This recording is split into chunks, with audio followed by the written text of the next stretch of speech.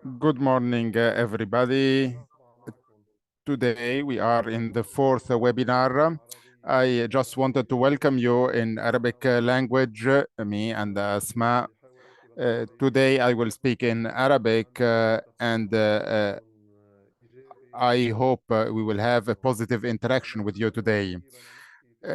Today we are going to speak about the future of work and the changing role of public employment services. So we have many topics to speak about today. We have several uh, concepts we'll speak about. We'll speak the concepts of public employment services, the traditional job services in public employment services, actual challenges in different countries and especially in developing countries. We will speak about the new norms of the labor market, and we will speak also about strengthening the future skills in public employment services in order to be up to date with the changes and the needs of the persons. And we will speak also about the future of work.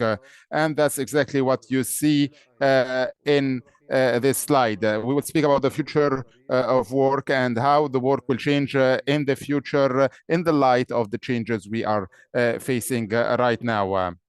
First of all, let's see some concepts related to public employment services.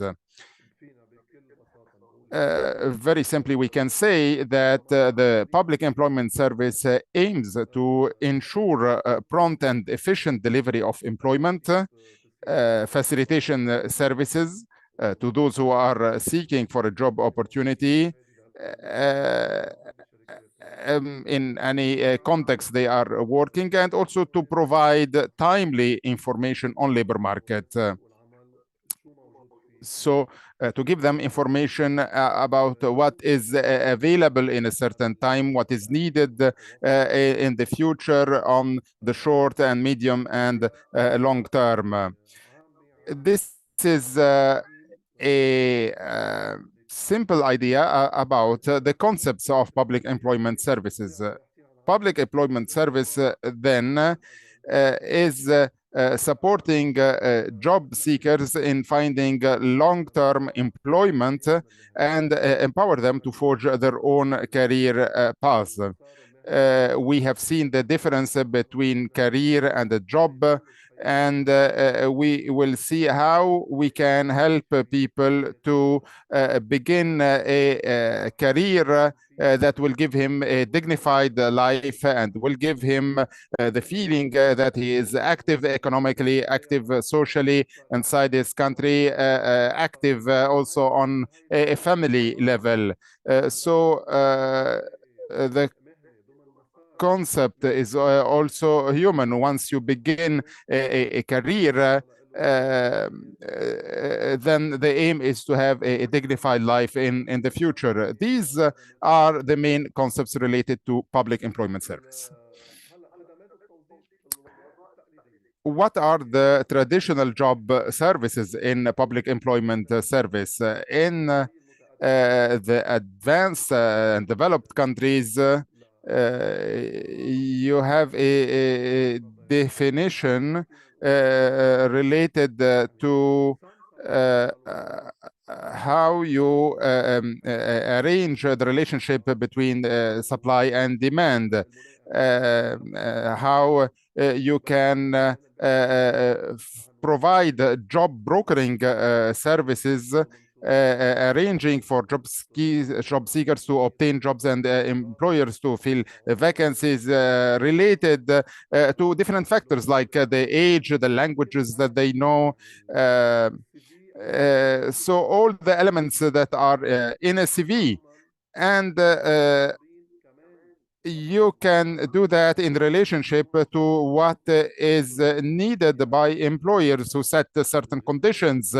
They need, for example, a certain sex. It's also discriminating, of course, to speak about sex, but you know that some jobs are only for women or only for men.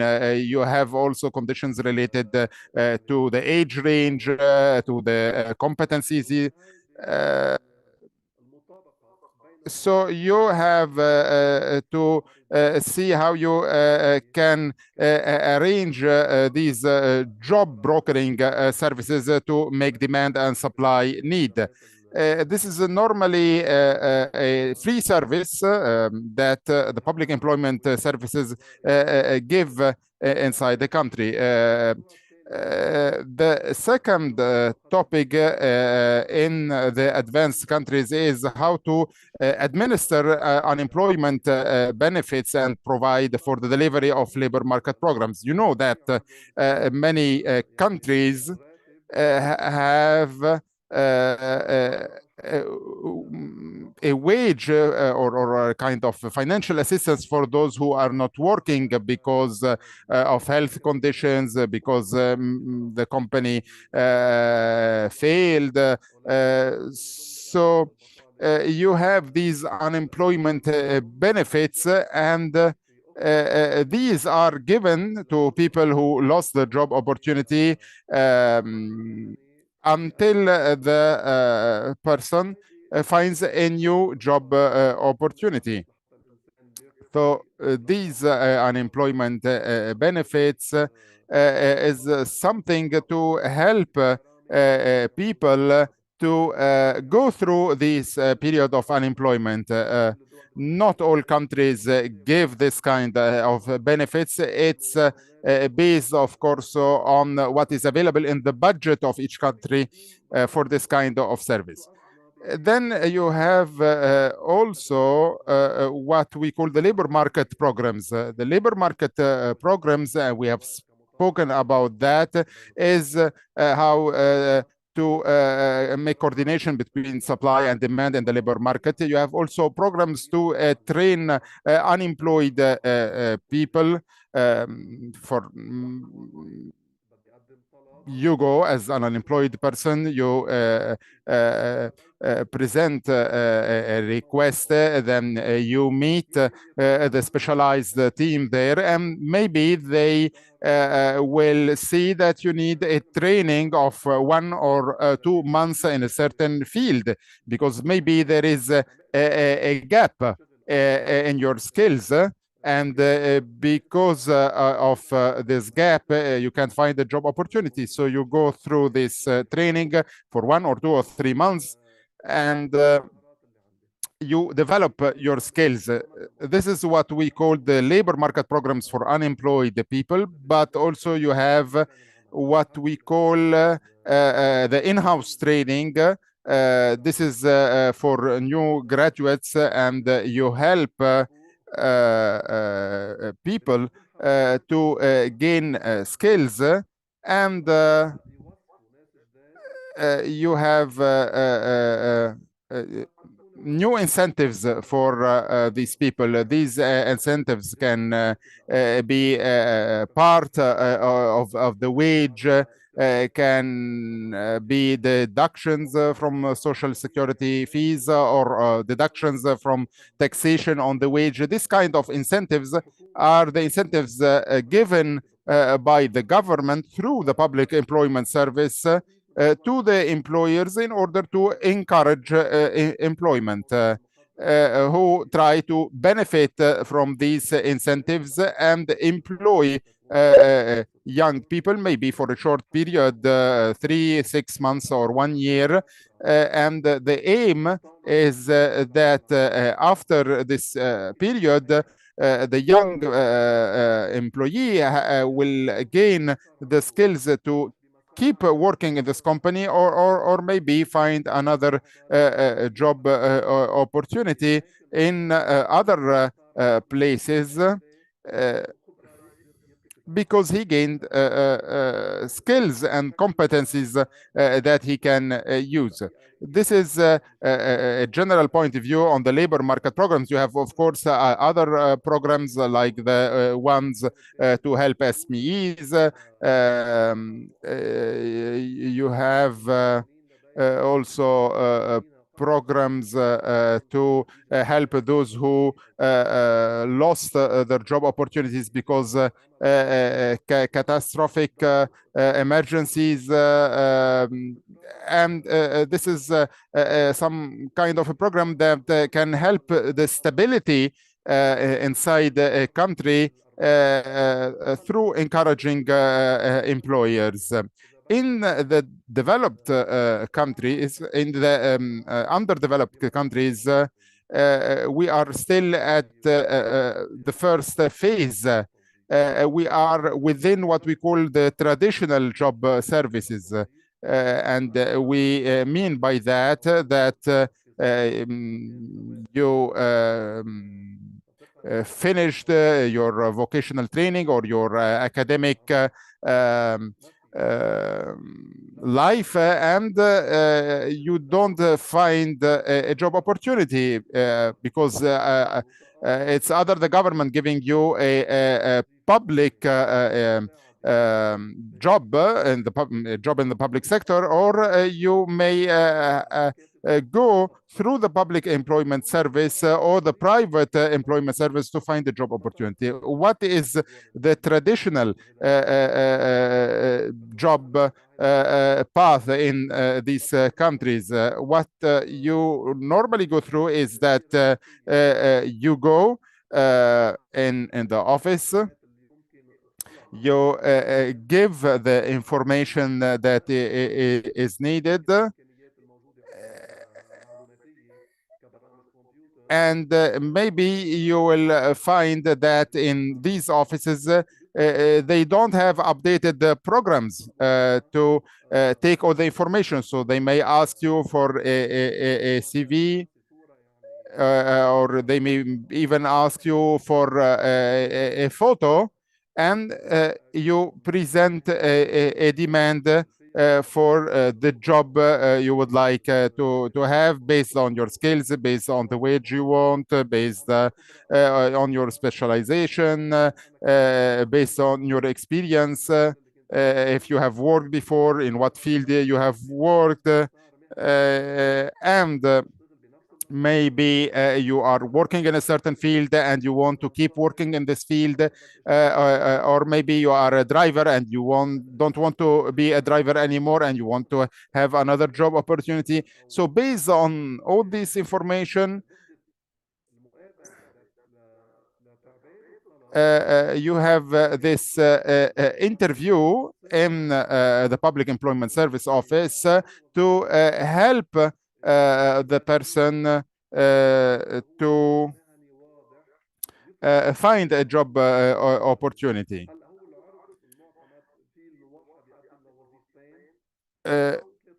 Maybe someone will seek for more than one job opportunity because maybe you have a primary work and the secondary work.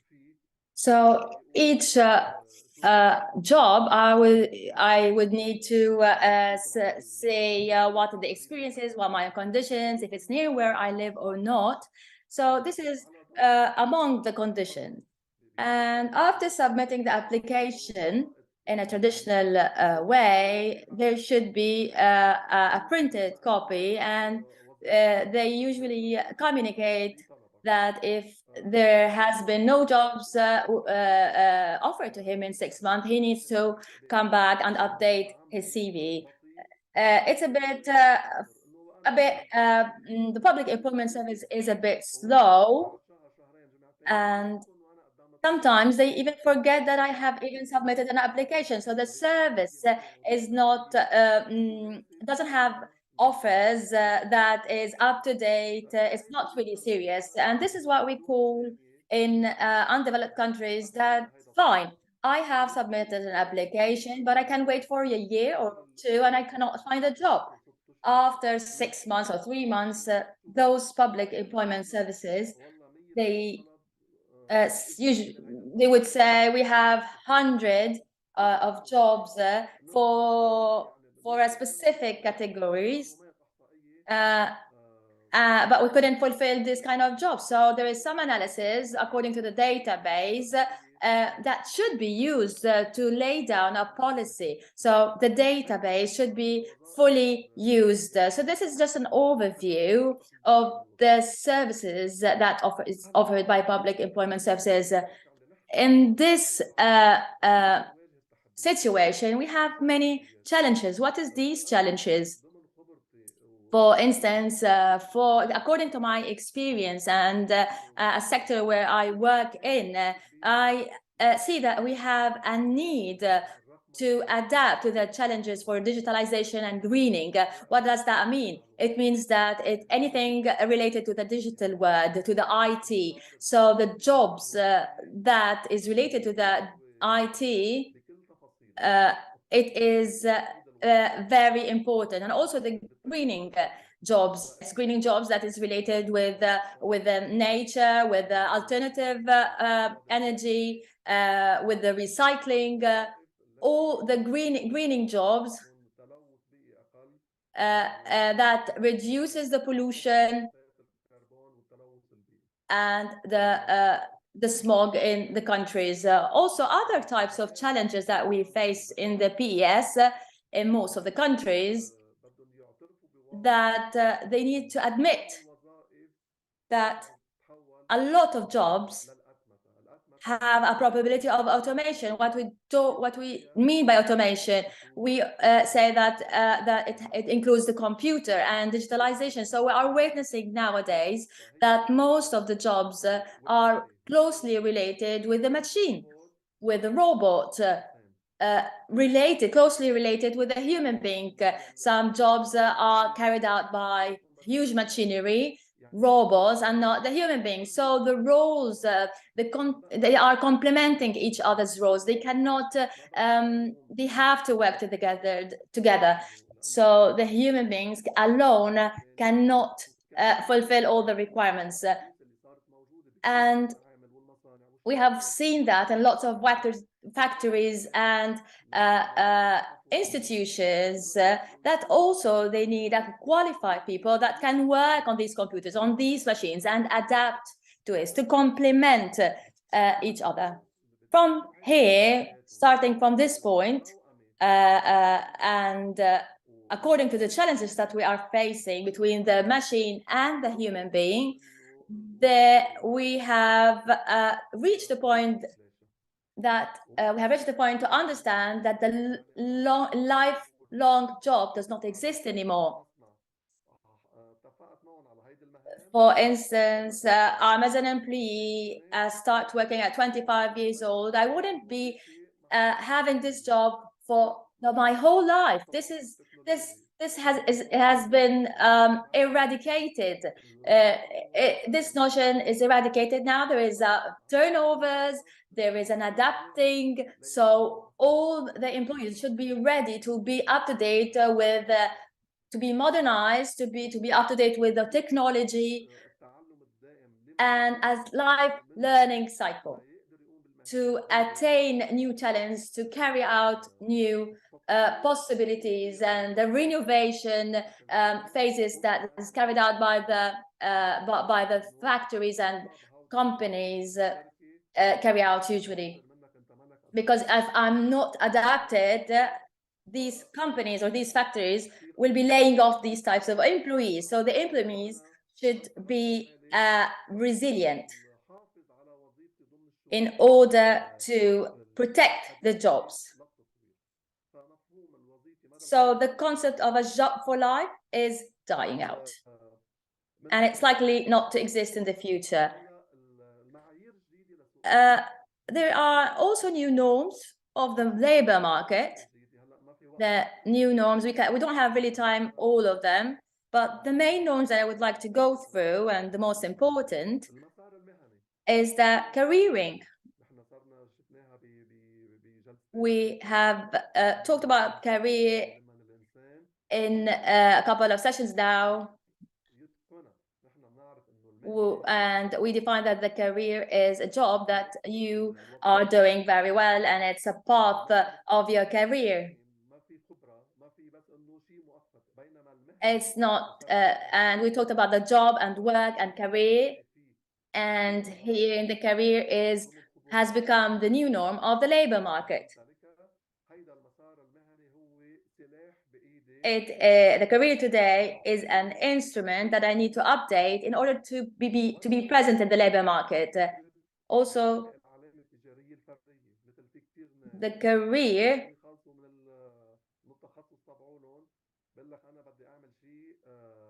transition is one of the most recurring phrases in the literature on modern labor markets. New information is needed, and fully understand the activity where I would like to work in. Now people are developing their own trademark, and this is a global trend.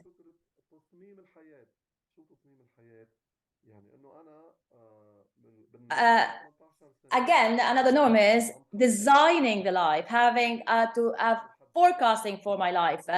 I need to understand what my interests are, and I start to think when I'm 18 years old, and maybe I have just this idea that I have to migrate and leave my country, because this is a global trend, that this idea of creating my own life, and we already know in the GCC countries there are many workers, the migrated workers, that they have fled their countries to go to another ones to find their careers. I'm talking also about Lebanese. There are many Lebanese, once they finish their 4-3 university period, they leave to Europe, either to Europe, Canada, or the Gulf countries, because they want to have a fresh start with a better working conditions, with better salary and wages. They are aspiring for a better life, a better welfare. So these are many norms for the labor market, for the new labor market. And this has resulted to the turnover, the turn of the work type. The career transition is one of the most phrases that we are hearing lately in the literature. Going through the trademark, to the career building, to it's a revolution, a work revolution, or employment revolution, we can call it. We perfectly know that as a generation, our aspirations are way different and more liberated than the ones than our parents. Nowadays, the new generation is their conditions to find jobs are way different than ours, and the standards are different than ours. And from here, there have been many different factors have arisen, like, for instance, technology in biotechnologies, in nuclear energy, in petrol industries.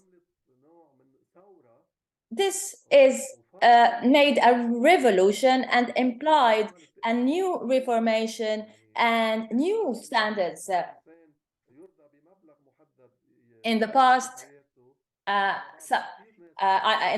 know many people that they have a similar experience. They say that if I don't start my job with $2,000 or $3,000, I wouldn't even work. So this is new thinkings for this new generation that we didn't witness before. Before, people could have accepted any wages to start as a job. So what I want to address is that the young generation have different norms and standards. And again, these changes that arise on the labor market had an enormous impact on the mission statement and the day-to-day practice of public employment services. So if somebody comes to submit an application and he wants to work a certain job, and I find a job, I have to submit his application, and I shouldn't be forgetting. So there's a huge, massive pressure on the public employment service in the countries. If the PES is not reliable, is not up to date, and cannot fulfill the demands, and to renovate its role and what is expected from it, it will be out of the labor market. It will be not sufficient, not efficient. It wouldn't even be used, because the young generation cannot wait forever to get a job submitting an application through the PES. And according to these challenges, here we ask ourselves, what is the PES should do to update and anticipate the skills in the future? There are many skills that should be the core of the public employment services. And these skills should aim to empower and analyze the needed skills for the labor market, and have a better understanding for what is needed, and even update their own skills, anticipate the skills, analyze it, define it, how to work on it through training, education, TVET, academic, traditional courses. So the PES in these countries in deep need of a set of new skills to be able to satisfy this demand and to adapt to the labor market, so it can fulfill the future needs. This is also related with the nature of work, that it's always in a cycle, it's dynamic, and whether we like it or not, the labor market is rapidly changing in a way that sometimes we can't even cope with this change. As PES, we need to anticipate, we need to be ready and up to date. And this leads us to the second slide. To strengthen the future skills in PES, in order to cope with the future skills needs. So first of all, the first question would be how PES are developing the skills intelligence systems to enhance the understanding and analysis of future skills needs in the labor market. So the countries first, they need to acquire new skills. If I don't have, for instance, I don't have enough skills, I wouldn't be able to find a future job. That's why many employers, they are not focusing on the specialization, but majorly concentrating or focusing on the skills. From here in the EU, they rely on the ecosystem, where the ecosystem is basically adopting skills-based classifications on a national level in 25 languages, common European languages, and understand the needs by the labor market. So they are not only targeting a certain job, no, they are focusing on the skills prior to the job or to the needed work. Secondly, we need to develop a more holistic methodology approach in the PES. It should be more holistic. We need to understand the big data on the internet. We need to understand it, analyze it. We call it big data, and we need to benefit from it. And what is the services that the PES can offer relying on the big data? There are many databases, many information that we can benefit from to understand what is that, to anticipate the skills, to know the labor market, to study the labor market. There are many sites, massive sites on the internet that can provide data that we can benefit from. Also, the AI, the artificial intelligence, the machine learning, the qualitative methods, all these methodologies, the new scientific methodological approach, it would help us in the PES to build policies and evidence-based policies to anticipate and foresee the future needs based on evidence. So now that I have different data sources like big data, AI, machine learning, qualitative methods, all these, they are evidences, a scientific evidence that I can base my policy on, based on the analysis of the data.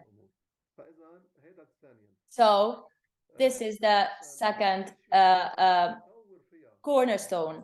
The third thing that I would like to work on is to develop a common framework in the labor market and among the PES offices.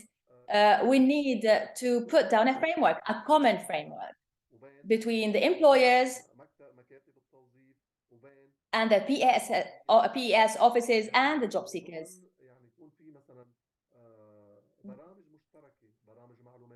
This can be through some awareness programs. There should be a common language in order to analyze the vacancies and to match the needed skills. We don't need to reach the point that a PS services it just picks the skills randomly. We need to understand that what the employers need. We need to also understand what the job seeker is writing in their CV. He can pass a CV that the employers cannot even understand. So that's why we need a unified common framework and a common language where all the parties can communicate together.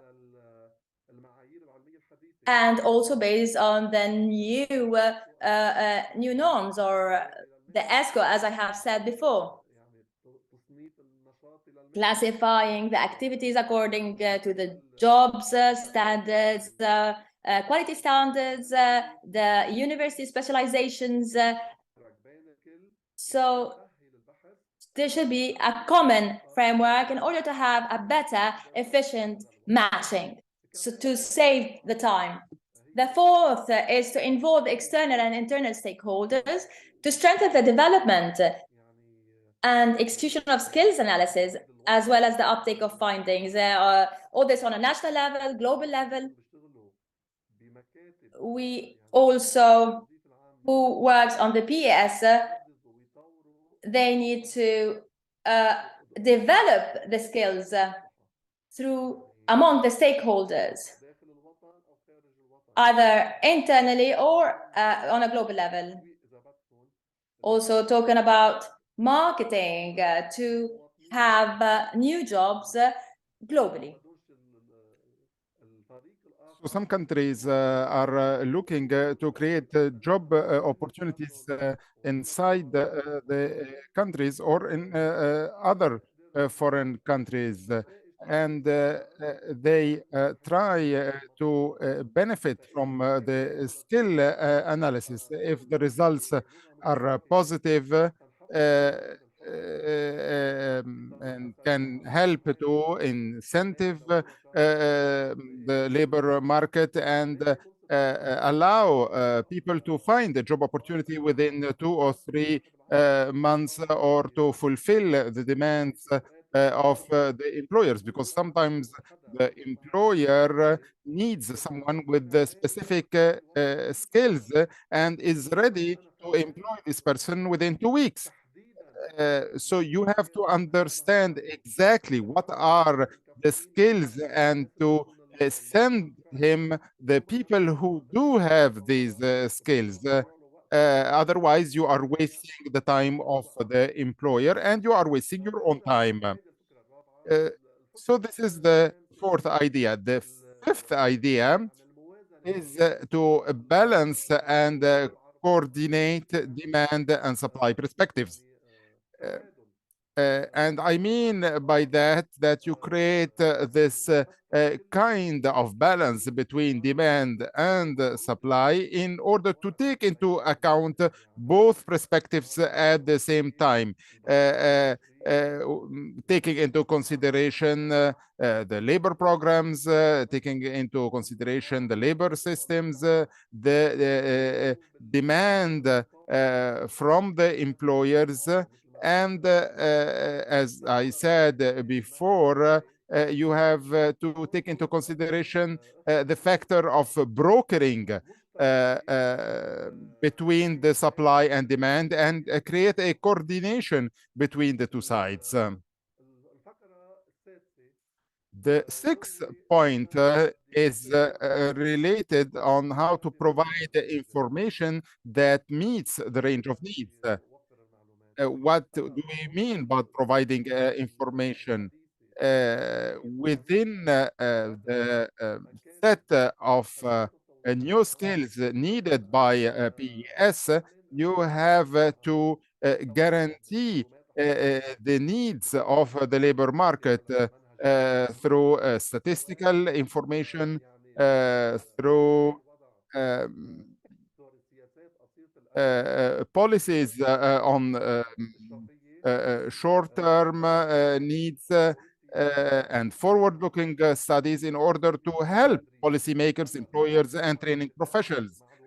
When you have a database which is based on modern information, which is based on scientific and modern methodologies for data gathering, and to document information and to analyze information, then you are able to foresee the needs of the labor market, and in order to be able to have a clear national policy for policymakers, for TVET centers, etc. The seventh point, which I consider one of the most important points, is strengthen the PS potential in relation to skills intelligence. And I think that any agency or ministry dealing with this topic has to go through continuous training workshops in order to fulfill the demands of the labor market. So you have to invest on your employees that we consider at least the qualified and motivated ones. The employee who is working in a public agency or in a ministry, who goes through modern training courses, this will be an incentive, even a psychological incentive, which may be even more important than the financial incentives, because if you give him psychological and financial incentives, it will make a difference, because if he is working based on old skills and old competencies and old systems, he will not be able to do his job properly. If you have a very modern strategy or a very modern system and the employee is not knowledgeable of that, he will find himself outside of context. And once you modernize the skills of the employee, you will make the employee able to do his job properly, and he will be able to discuss clearly and scientifically everything in order to study the data and be able to foresee the future. This happens through investing in the staff. You have also to invest in the infrastructure and in ICT's infrastructure,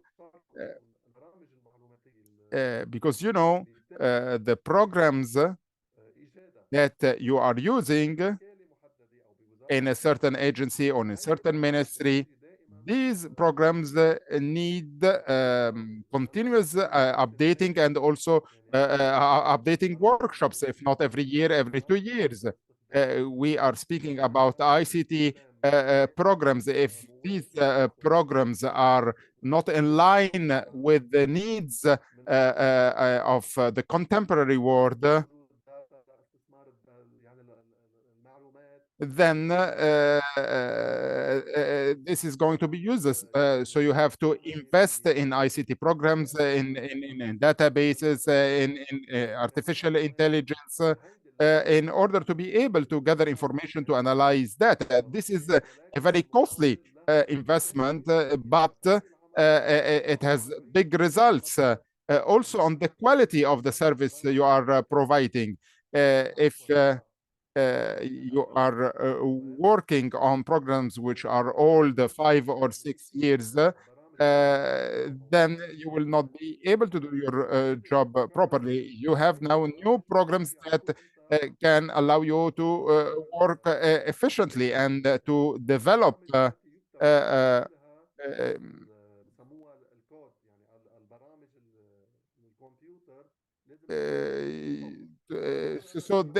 these programs have to be updated. The code has to be updated.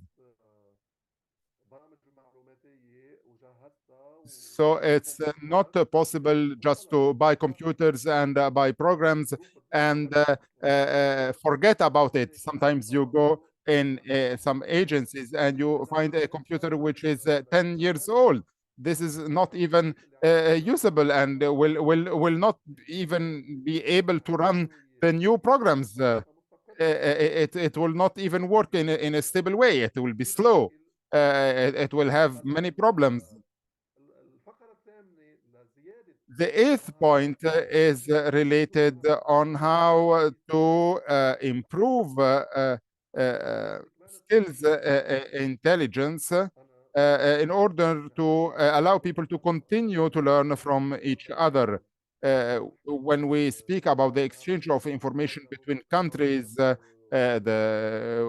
between the countries in the south and the north, countries, and how underdeveloped countries can help each other, or gain from the experience of the developed countries. So this kind of exchange of practice is very important in order to improve our skills. We can know much from the experience of something that has been applied in another country, and he will benefit also from my experience. And this exchange of ideas can lead to new skills and help the development, and will allow us to do our job and to guarantee a good service within the PES. So we spoke about 8 points about the skills needed in PES, but now we have to go back and speak about the future of work. We spoke about skills, but what is the future of work? As I said before, the future of work is evolving very rapidly due to climate change, due to demographic changes, to globalization, due to advances in technology. If we look at the different factors that lead to change, and which are related with public employment service, you will see that there are many of them. Climate change, for example, it's making a revolution. All countries now are speaking about 2030, 2035, and 2050 vision, and in the GCC countries, several countries have this vision: Saudi Arabia, Emirates, Kuwait, Bahrain, Qatar, Oman. Each of these countries in the GCC has a modern vision, an updated vision related to climate change. and how this led to new skills, to development in technology. So as I said before, the public employment services have to adapt with the new labor market, especially when the current norms of the labor market are considered outdated. So you have to update the public employment service in order to be coordinated with the changes. And the International Labor Organization, and it's important to say that within this program, has organized several workshops, several conferences, international conferences with employers, with workers' organizations, with financial international institutions, with governments, in order to come together to develop a new approach to the labor market. So if you go to the International Labor Organization's website, you will find many studies which speak a lot about this topic. In this graph, you see the future of work within the circular economy and employment in 2030, and you see that 70% is in the clean energy, in the renewable energy, and in the renewables, on how you can recycle, for example, waste from the industries, waste from other sectors. So you have millions of job opportunities that has been created. And we are speaking about millions of job opportunities on international level. And all of these job opportunities are related to climate change and sustainability. So the public employment services, what can do in order to be up to date with what we have spoken about, with skills advancement, with the advancement in technology and the new ideas that have to be applied.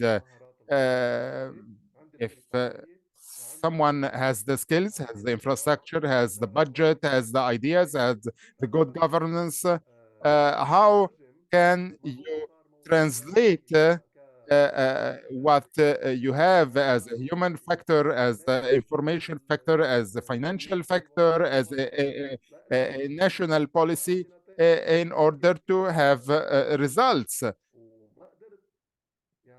Because if you do have all this and you are not able to translate that into an investment, then it will be wasted. This is why public employment services have to work with the organizations that can promote their efforts, for example, by representing specific groups of job seekers. So you just don't have a general public employment service, but you have 50 employees who are working on 20 sectors. You will have no coordination, and you will have a waste of energy. This is why you have to have specialized groups and specific groups working with several categories of job seekers. You have many sectors emerging in different countries which are helping job seekers among disabled people. Why can't you benefit from disabled persons working? So you have to look at the skills needed, at the conditions needed. And you will have to have a plan in order to make these people able to work and to fulfill the job that can be required from them. So you will need an infrastructure for that in order to help this category to find a job opportunity. So to be specialized in a certain field, in a certain sector, or to concentrate on a specific group can help a lot. Something else is sectors like housing and healthcare. What do we mean about that? Many countries are interested in caring for the elders, and this needs specific skills, needs specific infrastructures, how you can deal with an elderly person from a psychological point of view, from a social point of view, how can you make him feel that he's important for his country, maybe because he is old, he is not able to work anymore, maybe he can't benefit his country in a certain way, but you can give him the feeling that he can still be useful. And you work with this category of people and make them feel comfortable in their own homes. So this is a specific field that many countries are interested in. So we have to identify and tackle wider barriers for employment in the sectors. We have many countries who are interested in healthcare, in social services, which need specific skills that can be gained through training, through education, in order to allow them to deal with this category of person. And normally they gain a lot of money and they live a dignified life. So you have to give training through specialists in order to give a specific training that takes into consideration those who are seeking for an employment in this field. So if I can help people to gain a job opportunity in these fields through giving skills, through giving competencies, and make them able to work in this field. And to coordinate with the employers and to understand how they want to collaborate with them. The next slide and the second part that we can work on is the career guidance.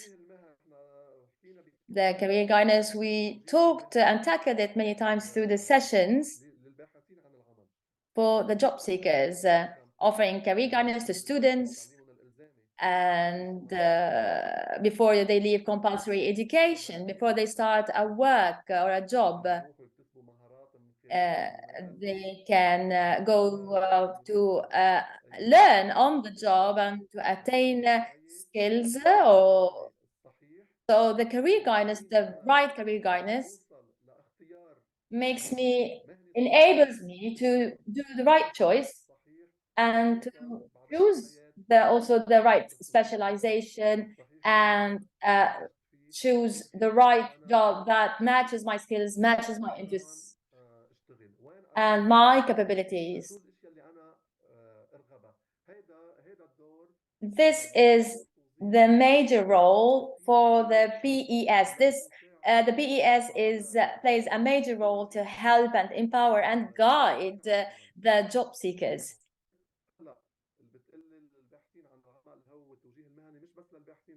The career guidance is not only for the job seekers, but also within the universities, schools,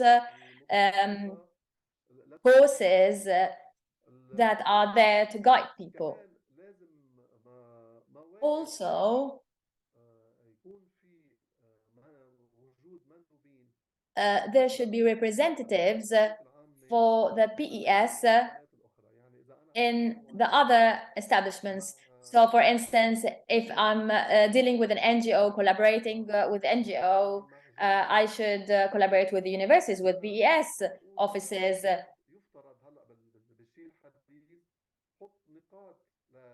So there should be points locating PES in the premises of other organizations in order to facilitate and help the job seekers, and also to guide them what they have to do.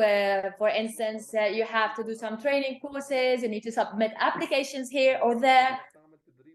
You should train for 1 month before you submit an application. So all these are among what the PS can do.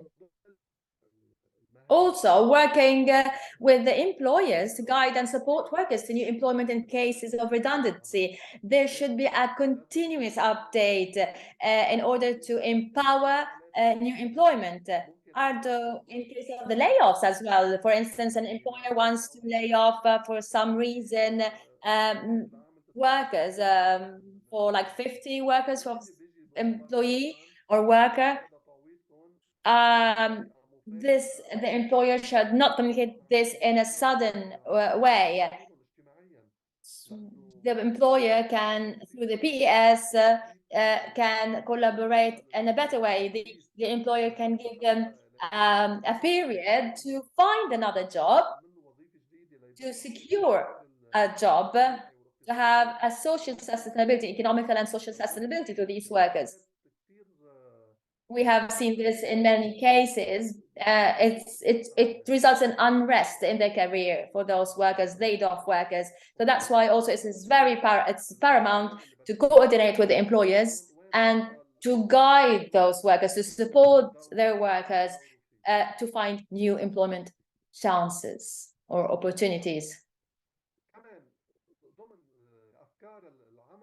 Also, among the future of work, the PES need to protect the services as a vis-a-vis, face-to-face traditional office. What is a traditional office? Again, I would give an example here. A worker or a job seeker comes to the office, they want to submit an application. The PES, they need to make me understand if I have a clear career path or not, and they help me and empower me in this, because this should be very clear, because there are employees or workers that they do not have the right skills or the right qualification to carry out their daily jobs. Also, other workers didn't finish their high schools, and therefore they might find difficulties to define their objectives. We also need to draw attention to the disadvantaged groups, and also those vulnerable groups that they lack skills and they aim for very high qualified jobs. So they will be mismatching. In order to guide them in this is where the PS comes in.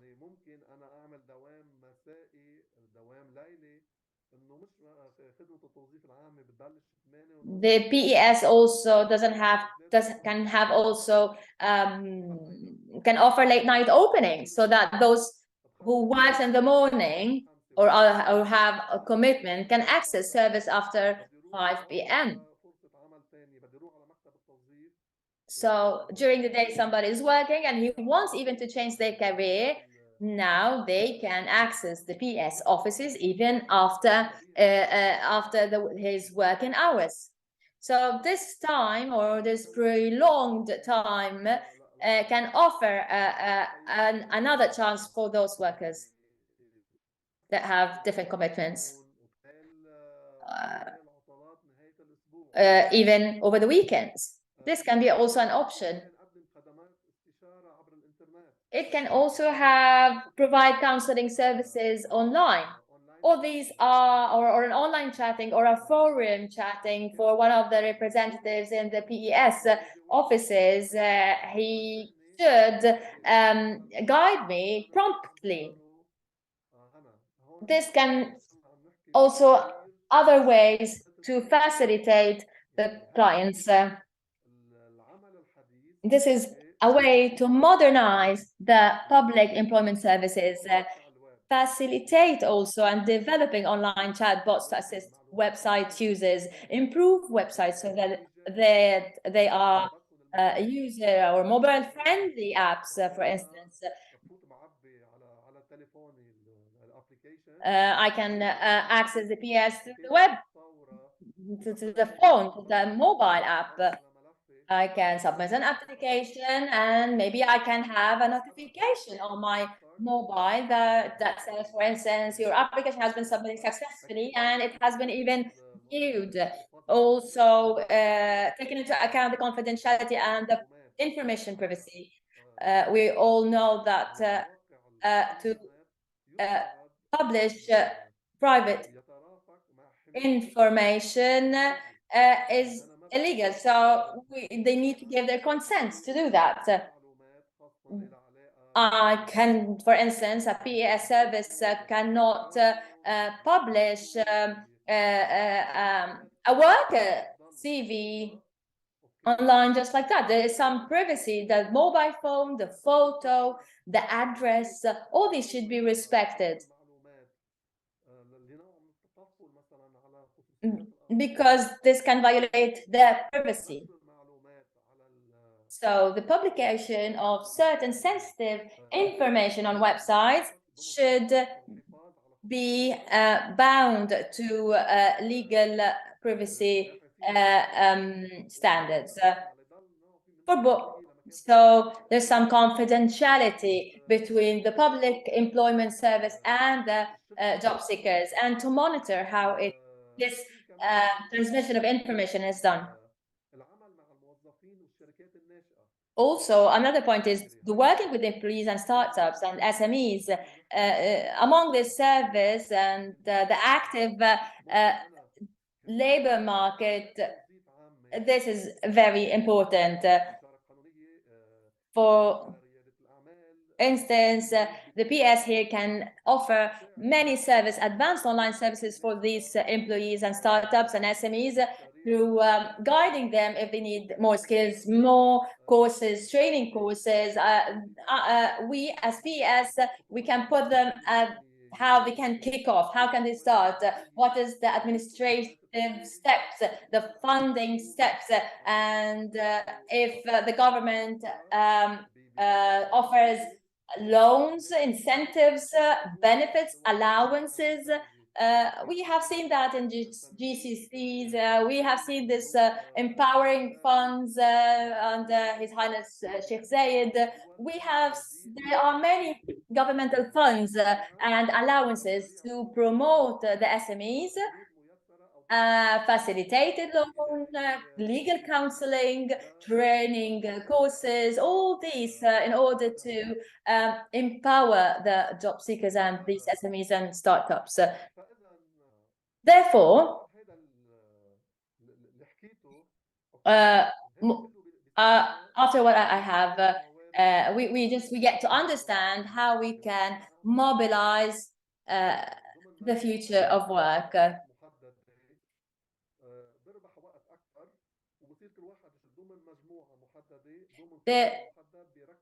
Also, the specialization and laying down the objective. For instance, if I'm in a healthcare sector, I should concentrate on a specialization. This specialization for the team of the job seekers, this can facilitate also the job that is also done by the PES. PES can divert specific target groups to specific access points, making these groups understand what is the skills needed for such a sector, what is the gaps, what that can be, how we can match between the skills, the supply and the demand. This can free up resources and make it quicker for job seekers to find the right job. There's also marginalized groups that they do not have any experience at all, and the education level is low, or and they didn't have an education. And also we have another type of group that they are geniuses, fresh graduates, have super qualifications, and they are seeking new jobs opportunities. And those, for instance, the latter, they are found in the digitalization and the ICT sector. Here I can just guide them through an online counseling in a rapid way to make them find new job opportunities, guide them rapidly in a fast way. So I can have multiple gaps, medium, marginalized groups, that they all need guidance, and I have an extreme group of overqualified and overskilled groups. So here the PS should understand the labor market, should understand the opportunities, and match the skills in a rapid way.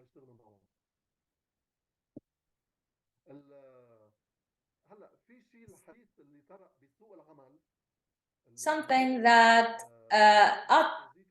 got introduced to the labor market and that the PS should focus on is the digitalization, what has come out of the digitalization. We have the new forms of employment via the rise of the gig economy. What's the gig economy? It's like a temp job. Can have a temporary consultant job, like in Australia, for instance, for 20-30 days, and I am in Lebanon or in Africa or in another country, and through these temp jobs I can achieve, I can attain this job, I can have this job. But here there's another problem.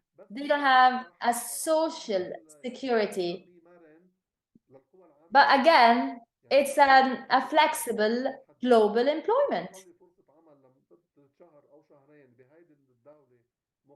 where, yes, of course it is indeed, because a worker can work in another country remotely. Maybe it's for a temporarily period, and this is what we call the gig economy, temp jobs. In order to access these kind of jobs, I have to have computer and internet connection. This gives possibilities and opportunities to all workers that in remote areas. Workers in remote areas can access some of the same work opportunities as those located in cities. So if somebody is in the suburbs or in remote area, here we can say that there is an equal opportunities to access this kind of job in a country, in a remote country. This is what we call the new labor market, the new form of work. If you go through the internet, you will find hundreds and thousands of job offers online in multiple countries, in specific sectors. Here, the employment offices needs to adapt, needs to change their strategies and to notify the job seekers in this of this gig economy as well, of this temporary jobs, also to raise the awareness for this kind of temporary jobs for 1 or 2 months, how they can protect their rights. So, for instance, a job seeker can, for instance, work in a remote country, and after the end of the project, he didn't get the right remuneration. How can you protect his rights? So these points need to be covered through the employment services. They need to empower the workers and to understand their rights, what is more suitable, raise their awareness to do such jobs. Apart from that, if you may like, in Europe, in America, in the US, there are multiple employment services offices that they encourage the job seekers to do their own business. As we have said previously, we were talking about the trademark, the individual trademark, and aspiring for a new life. This led to many PES offices encouraging those job seekers to start their own businesses, to create startups.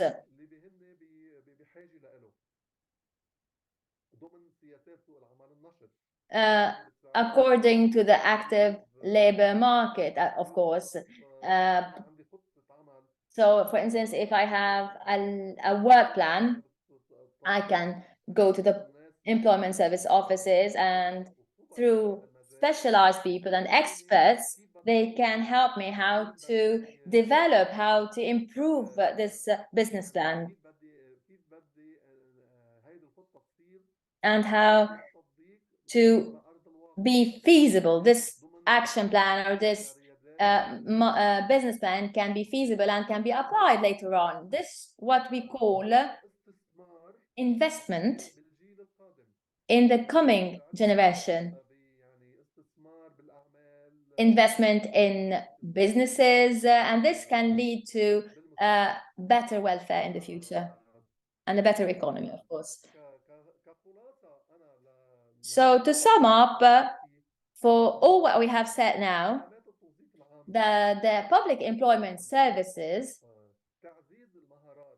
needs to empower and focus on the skills and to work on their own skills as well, the technical skills, the worker skills, the human resources skills, in order to improve their ability. If I have all these objectives, if I have all these concepts, if I understand and I can anticipate the future work on a global level, if I want to reach a level where I can put a policy to break the unemployment vicious circle, I need to work and anticipate the future skills, putting programs, educational programs for these skills, to attain these skills, the needed skills. And once I put a clear policy and I succeed in it, of course, after understanding and studying the labor market and what's the skills is needed in the future. For example, my skills, I couldn't update it, and I received a job offer. Me as a representative in this agency, I wouldn't be even understand what the job needs, because I'm not even aware of these new skills. Modern skills are usually requested in the modern labor market, and the public employment service doesn't even get what these skills are, because they're not up to date, because it's related to digitalization, it's related to the greening, the economic circular economy. There are various, several jobs that the governmental employees couldn't even understand the new modern needs and skills for the labor market. It's a huge gap, and due to the gap, some of the job seekers, they usually are fresh graduates from private universities or abroad, and when they submit an application that PES services, they don't even get what he studied, was the specialization of the one who submitted the application. So we need to make them understand the new ideas, the new notions, the new labor market needs, and the continuous innovation that future investment wouldn't be successful.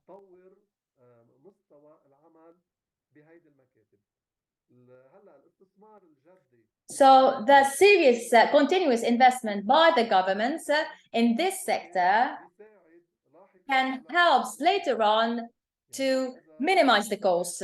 So if I have to invest, for instance, this year an amount of not more than $40,000, where I'm talking about a dollar, because everyone knows the quantity, just to invest in infrastructure on the training, maybe after 4 years, you need to put more, double the money in the future in order to cope with the future needs. And from here, the job seekers and the workers to make successful transmissions with less cost and offers, and the PAS can offers long-term value.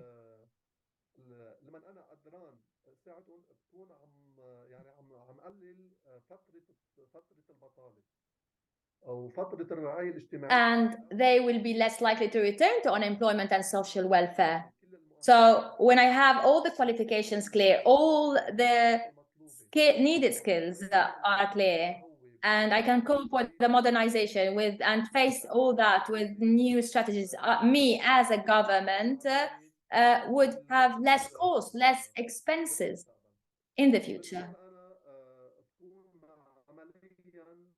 And here, practically, I have finished everything on all my slides, but I would really be glad if there is any interventions from the participants.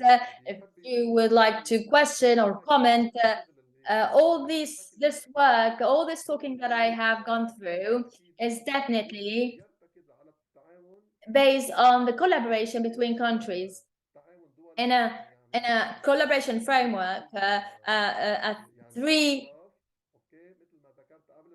size collaborations, collaborating with countries, between the GCC countries, among them, and among the GCC with other countries, in order to exchange the experiences and information.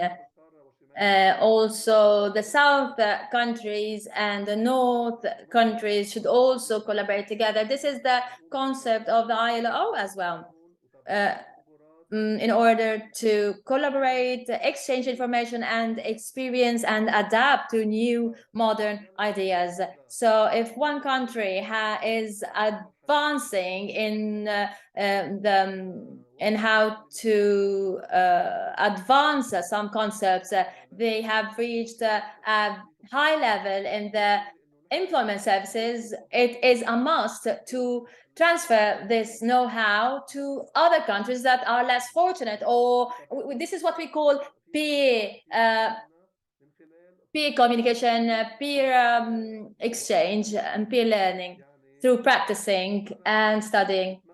So please, if anyone would like to share with us any experience, any experience, our story that they would like to tell as well. If there was somebody who submitted an application for an employment service, if you can tell us about your experience, about if it was a good experience, you were satisfied or not, I would like to hear from you.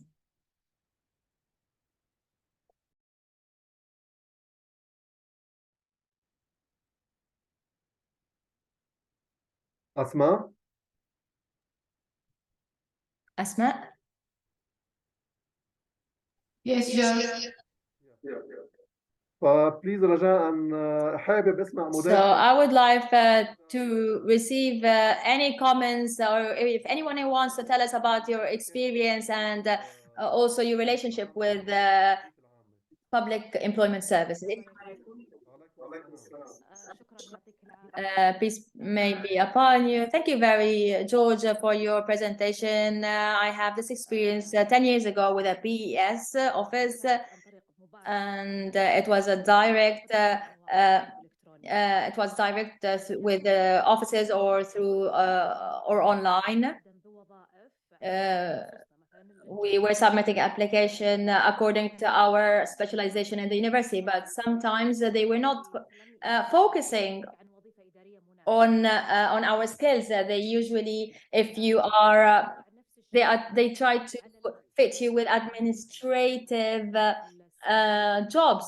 They use some keywords from your CV and reuse it. We noticed after a while that there was an improvement even with the kids, and there has been more innovative. They were more focusing on the specialization, the needs, what the applicant wants to do, rather than what had happened in the past. So there is a significant improvement. Yeah, thank you. Shukran. Yes, of course, this experience, the improvement in the public employment services because they want to stay, they want to be present, so they need to update their way of working and to focus more on what the employer's needs and also the applicants at the same time. Is there any other comments or any other stories?